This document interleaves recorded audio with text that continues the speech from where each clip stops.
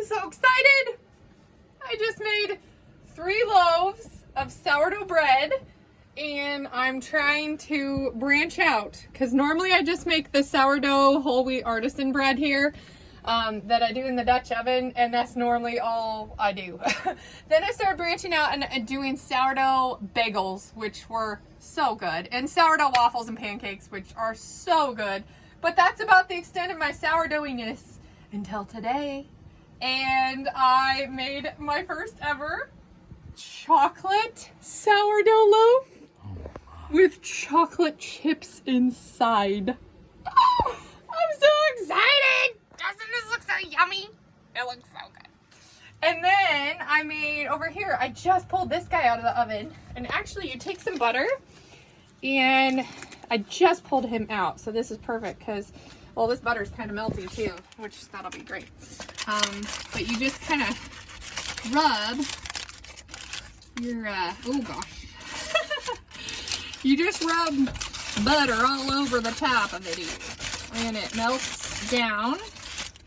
And this is a, and then it'll get kind of hard and form like a little buttery crust on this loaf. But this is a country farmhouse honey whole wheat sourdough, like sandwich loaf. So we're branching out there. So I have this, and then our traditional whole wheat sourdough. Since I've become pregnant, I just crave sourdough. It's all I want. It's all I want. So I've been trying to experiment with how I can have some variety with the sourdough because that's all I want to eat. And here's my little sourdough starter. Look at this bubbly guy. Look how puffed up he is. I put this rubber band on there so you can see the growth and expansion every time you feed it. And that guy is a happy whole wheat sourdough starter. Someone's at the door. I am going to cut into this bread because it looks really yummy and people want a little snack, a little snitchel. We're gonna try that factory edge serrated version. We're gonna compare here. It's a brand new, never really been used. All right. There you have it. And there's one I haven't sharpened that in probably this is very 2.5 weeks. See that? Ooh. No, but look. Still worked all right. Still great. Worked all right. It's a couple weeks out now. Hold on. I want you to do one slice with this thing. No. Do it. No, do it just for me. Go ahead. Oh Go ahead. Come on, have a great time.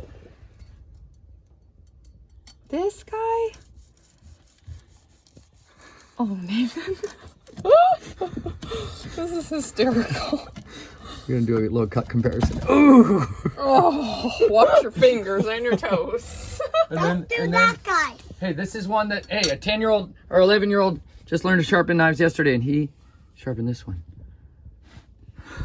It's his first one. This is also from the antique store.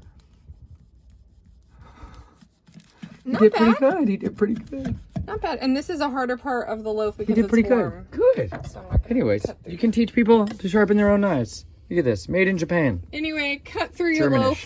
loaf. Cut into There your you loaf. go. You got to cut into that Cut into your chocolatey loaf. goodness.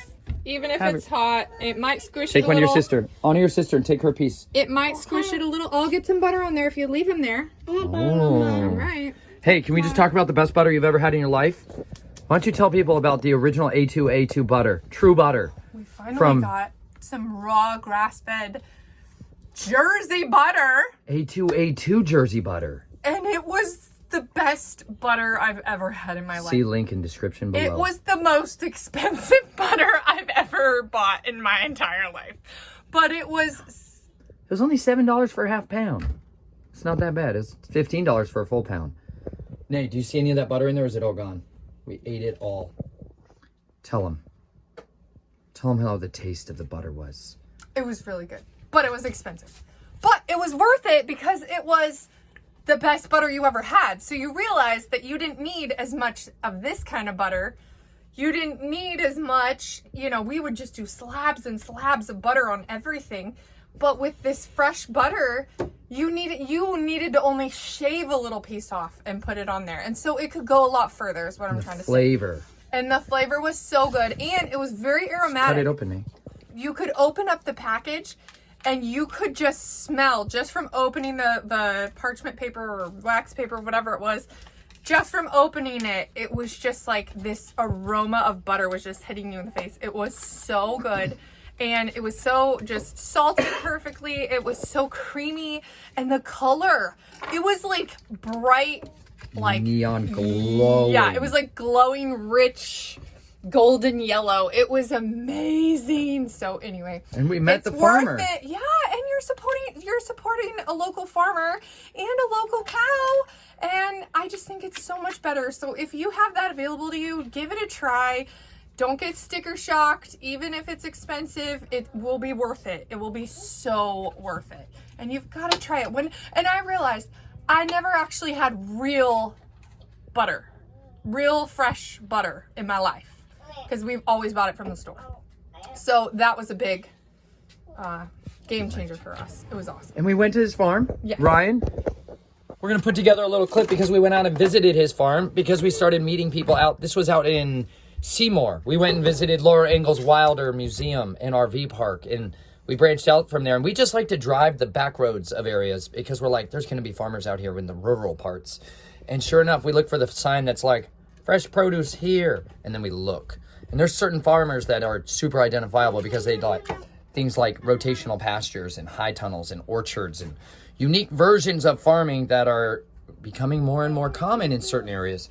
And so we went and connected with them at Breezeway Farm, Breezeway Produce. They were incredible. And then they gave us the referral to Ryan, and he was just crushing it. He put together a farm co-op and distribution hub, and they're doing biodynamic, regenerative agriculture stuff. But he's also just realizing that rather than the farmer market model, which is not consistent in sales and is incredibly unlikely to lead you to the path of wonderful profitability margins that you really want, delivery options is where it's at. And so he was doing deliveries, I think, once a week to Springfield and once to maybe Ava, something like that. We were up in that part of the country for a good while in there, and we loved it. But getting produce and farms from Farms Direct was a challenge. And so we met some other distribution folks, people that are doing a different version of it that we absolutely love.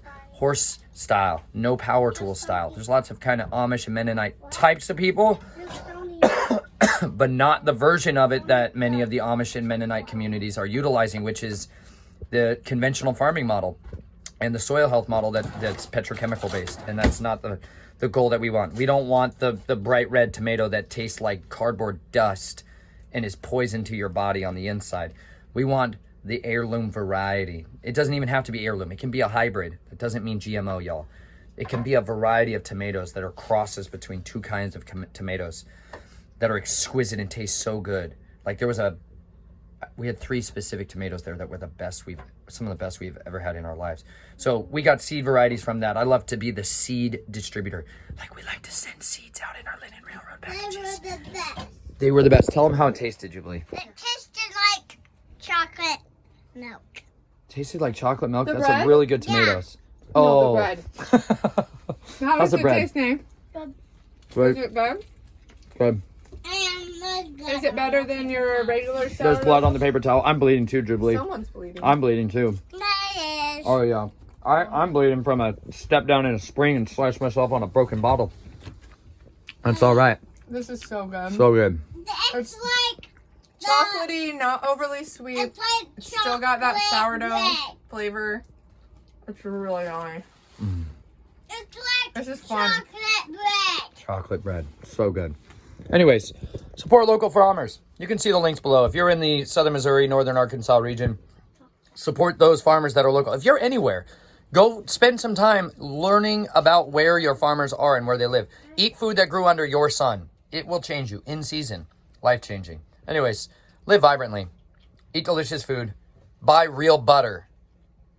Fix the earth's problems one slice of bread at a time. Make your own sourdough.